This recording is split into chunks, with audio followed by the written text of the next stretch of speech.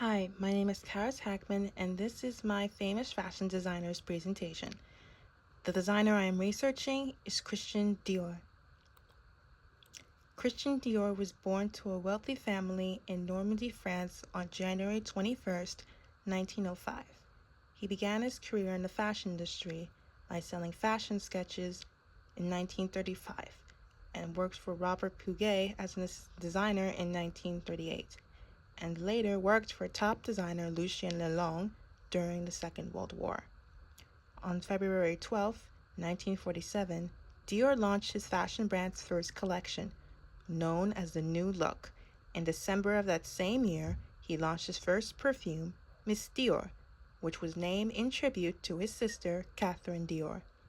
From 1948 onwards, Dior would launch successful fashion collections.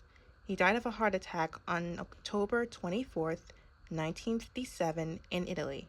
His assistant, Yves Saint Laurent, took over the Dior brand as creative designer at the age of 21. Dior's contributions to fashion are, with his luxurious and ultra-feminine designs, he revived Paris's reputation as a major fashion capital.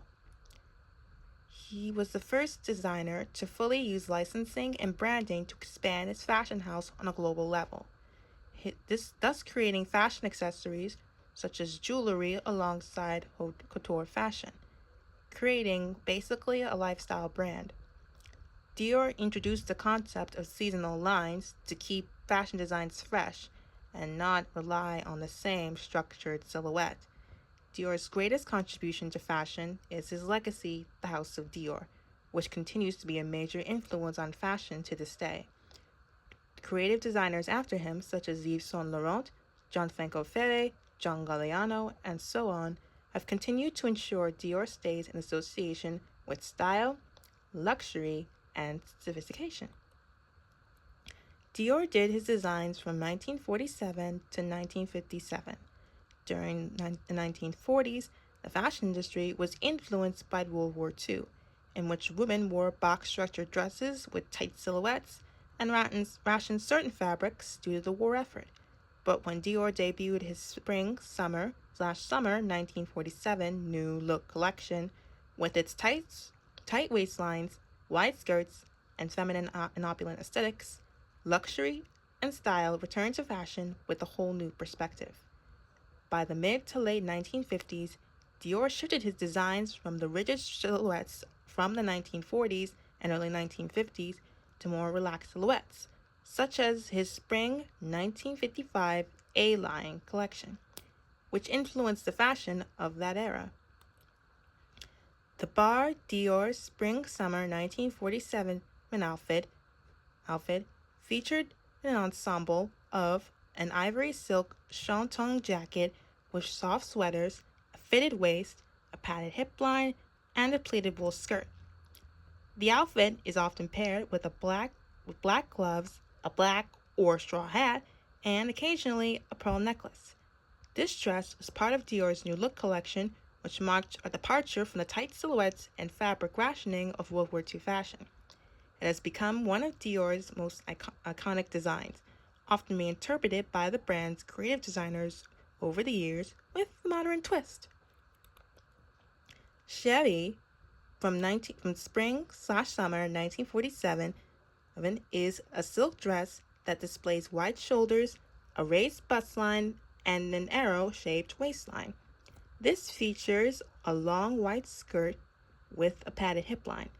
This dress was also included in Dior's first collection alongside the bar suit.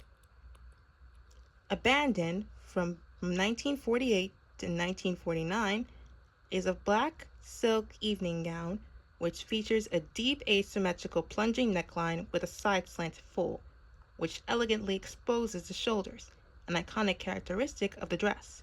It has sleeves that create a scarf-like effect and a long flowing skirt. The dress has since then been an iconic Dior design, having been reimagined in the Spring-Summer 2025 collection by creative director Maria Grazia Chiuri, who added a more modern aesthetic to the outfit. Frac from 1949 to in 1950, is an elegant black wool evening gown enhanced by black silk filet and uniquely structured in a column shape. The design incorporates elements of men's fashion, including a cummerbund-inspired detail at the waist. The Junon and Venus ball gown from fall/winter 1949-1950. These two sister haute couture ball gowns are named after Juno, the Roman counterpart of Hera, who was queen of the Olympians in Greek mythology, and Venus, the Roman counterpart of Aphrodite, the Greek goddess of love, respectively. The dress on the left, called Junon, featured a structured fitted bodice adorned with multi-layered blue-green tulip petals embroidered by the House of Rebe. These petals are reminiscent of the plumage of a peacock, which is associated with Juno. The dress on the right, named Venus, also has a fitted bodice and boasts a multi-layered skirt made of iridescent sequins on silk tulle petals. This design evokes the imagery of seafoam and seashells, elements typically associated with Venus and Aphrodite. Pare Fine from 1951 is a silk dress that features a bone bodice with draped plaited fabric at the top, which is elegantly wrapped and tacked to reveal the front. The long skirt extends past the knee. This dress is actually part of a two-piece ensemble, with the bodice and skirt designed as separate pieces. Additionally, the dress comes with nylon silk gloves.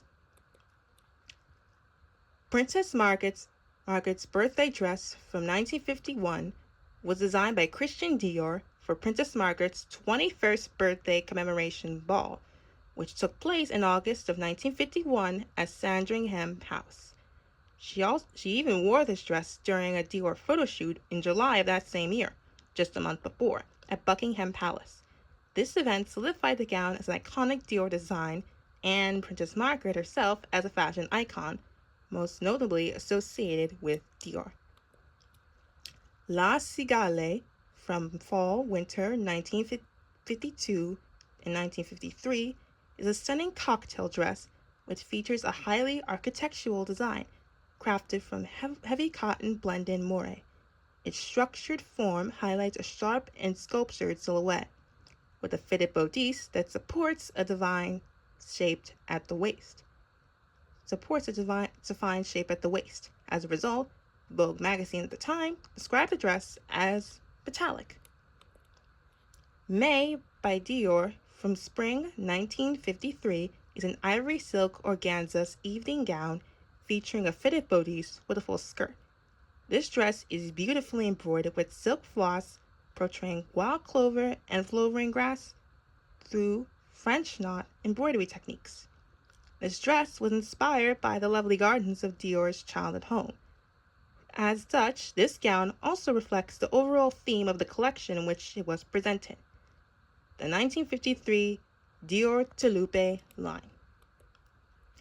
Arsène Lupin from fall/winter 1954-1955 is a wool and silk theater dress which was designed as the woman's counterpart to the men's tuxedo. It features a subtly tailored style with a black satin ribbon at the front instead of the traditional satin lapels associated with tuxedos. The ensemble is structured with an H-line silhouette, emphasizing a more linear, elongated, and relaxed shape. Initially, this departure from more rigid silhouettes faced some resistance. Evening dress from fall/winter 1955 and 1956 is a black silk velvet column structured evening gown, which features a wide-line silhouette with a wide shoulder neckline and a long fabric draped from the waist at the front. Eventail from fall/winter 1956 and 1957 is a silk dress that features a strapless neckline with a constructive line at the front and is made of a floral print.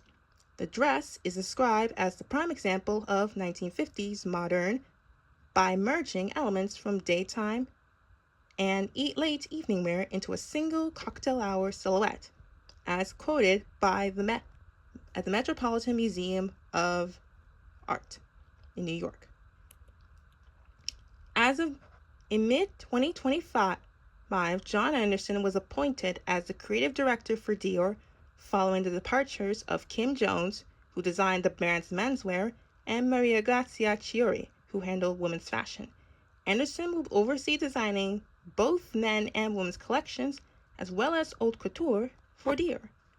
And at the bottom there's an image that details his career prior to being appointed as present designer for Dior. And these are all the references I used for my research of Christian Dior.